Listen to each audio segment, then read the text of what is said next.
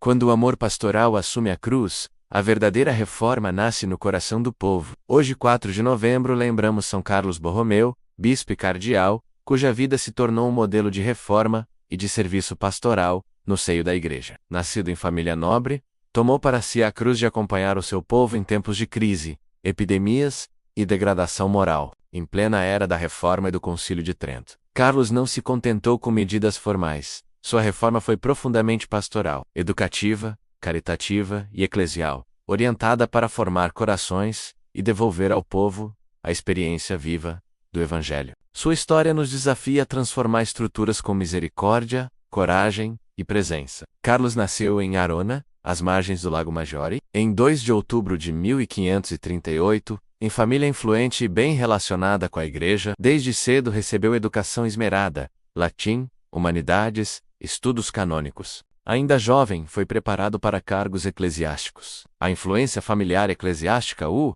conduziu a uma vida de serviço. Mas Carlos cedo soube que a dignidade eclesial era servil por raiz, não um prestígio vazio. A morte de parentes próximos e o contato com o sofrimento marcaram sua alma e o educaram na compaixão. Quando foi chamado a ocupar altos cargos, não o fez pelo brilho do título, mas pela responsabilidade de cuidar das almas. Nomeado cardeal em idade precoce, eleito arcebispo de Milão num contexto de desafios pastorais e de crise moral, Carlos aceitou a missão com pesar humano e confiança sobrenatural. Desde o início deixou claro que a autoridade deveria traduzir-se em serviço fiel, visitas, ensino, catequese, reorganização litúrgica e disciplinar. Carlos viveu num século de grandes convulsões religiosas e políticas. A reforma protestante abalava a Europa. A Igreja iniciava, no Concílio de Trento, um processo profundo de clarificação doutrinal e pastoral. O desafio era imenso: reformar costumes, organizar a formação clerical, garantir a correta celebração dos sacramentos e resgatar a piedade popular, sem sufocar a legítima busca por renovação interior. Carlos abraçou o espírito do concílio. Compreendeu que a reforma verdadeira exigia educação dos sacerdotes, clareza doutrinal e proximidade misericordiosa com o povo. Não bastavam decretos. Era preciso converter corações. Por isso, seu empenho em fundar seminários e em promover a catequese foi central. Um clero bem formado se traduz em comunidade transformada. Como arcebispo de Milão, Carlos percorreu sua diocese com infatigável zelo. As visitas pastorais não eram apenas inspeções administrativas. Eram atos de presença amorosa. Entrava nas casas, nos hospitais, falava com os enfermos, confessava, acudia às necessidades dos mais pobres, fundou escolas catequéticas para crianças e iniciativas de formação para adultos. Organizou confrarias e promoveu obras de caridade que aliviavam a vida de estrangeiros, refugiados e servidores da guerra. Entre suas iniciativas mais importantes estava a criação do Seminário Diocesano, modelo para a formação sacerdotal moderna. Carlos insistiu na exigência de vida santa, disciplina, estudo e espiritualidade profunda entre os futuros sacerdotes. Para ele, a reforma do clero era a via mestra para a renovação da Igreja. Sem pastores bem preparados, a fé se esvazia e a comunidade sofre. Assim, investiu em bibliotecas, em regulamentos de vida sacerdotal e em uma liturgia que formasse o povo na fé.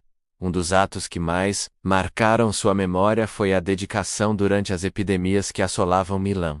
Enquanto muitos fugiam por medo, Carlos permaneceu, distribuiu comida, remédios e consolo. Visitou os doentes, organizou atendimentos e improvisou leitos. Presidiu colheitas de recursos e sustentou a esperança do povo. Caminhava descalço, penitente, vestindo cilício e dormindo pouco. Demonstração de uma identificação profunda com aqueles que sofriam. Sua coragem pastoral foi sinal de que a autoridade eclesial assume risco quando o pastor se doa. Esse testemunho deixou marca indelével na cidade e consolidou a confiança do povo na presença da Igreja como casa que acolhe, cura e orienta. Carlos mostrou que a caridade se constrói no chão dos fatos, com gestos simples. Distribuir pão visiter letos, formar profissionais de cuidado, manter a liturgia viva. Carlos tinha uma visão clara.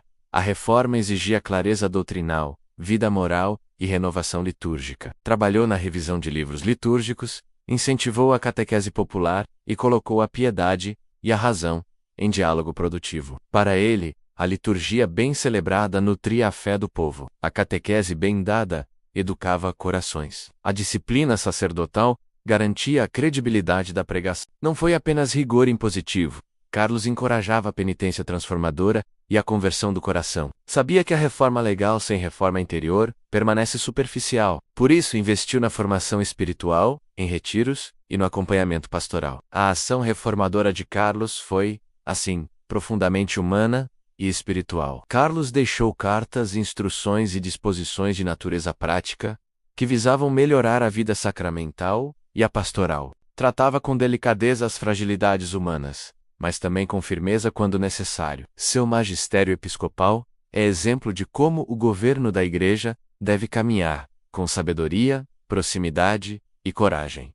Recomendava cuidado com a liturgia, atenção à confissão, formação para catequistas e carinho com os pobres. Sua vida produziu frutos duradouros. Seminários que formaram gerações, confrarias que sustentaram a assistência social, uma liturgia mais centrada na clareza dos mistérios, e um povo que aprendeu a rezar melhor e a servir mais. Carlos era homem de oração intensa. Em meio às tarefas administrativas, buscava o recolhimento, mantinha longas horas de oração nocturna, buscava a Eucaristia como fonte e cume da vida cristã. A humildade era visível. Apesar do título de cardeal e das honras associadas, identificou-se com os pobres e nunca desistiu de colocar a mão no trabalho caritativo. Dormia pouco, alimentava-se de modo simples e usava a posição para alargar o reino da misericórdia. Sua coragem e prudência o fizeram agir com eficácia. Sabia ouvir conselhos, dialogar com autoridades civis e articular estratégias de ajuda. Ao mesmo tempo, quando era preciso, foi profético, denunciou abusos e trabalhou para corrigir costumes que desfavoreciam a fé. São Carlos Borromeu faleceu como pastor amado, deixando um modelo de governo eclesial que inspirou reformadores posteriores. Seu empenho na formação clerical, na catequese e na caridade deixou marcas importantes na Igreja Europeia. Foi canonizado e permanece figura central da reflexão sobre como unir reforma e pastoralidade. Hoje, sua presença inspira bispos, formadores, seminaristas e leigos comprometidos com a evangelização. A sua vida nos recorda que a reforma da Igreja é sempre um projeto humano e divino. Exige coragem, administração e, sobretudo, oração. Frase inspiradora. A reforma que cura uma comunidade começa quando um pastor aprende a chorar com o seu povo e a transformar essa dor em serviço. Reflexão prática. O testemunho de São Carlos nos desafia a perguntar: o que minha comunidade precisa hoje para se renovar? Que gestos de proximidade posso assumir? Talvez precise abrir espaços de formação, visitar os enfermos, investir na catequese das crianças, assumir pequenas ações solidárias. A reforma não se realiza apenas em documentos, mas em encontros concretos, em escolhas diárias de amor. Hoje, pense numa ação concreta. Visite alguém enfermo, organize um pequeno grupo de leitura bíblica, colabore com uma obra social local. A santidade e a reforma caminham juntas. O pequeno feito com amor transforma a realidade. Oração curta. Senhor Jesus, que inspiraste em São Carlos Borromeu o zelo pelo povo e a coragem da reforma, concede-nos o mesmo espírito de serviço, um coração humilde, mãos prontas para o auxílio e olhos sensíveis ao sofrimento dos irmãos. Que possamos, como ele, reformar não por vaidade, mas por amor. Amém. Se esta mensagem tocou o seu coração, curta, comente, compartilhe e inscreva-se. Abaixo algumas indicações de livros e produtos que podem ajudar você a aumentar a sua fé. Vamos juntos espalhar a luz de Cristo. Que o exemplo dos santos fortaleça a sua fé e ilumine o seu caminho.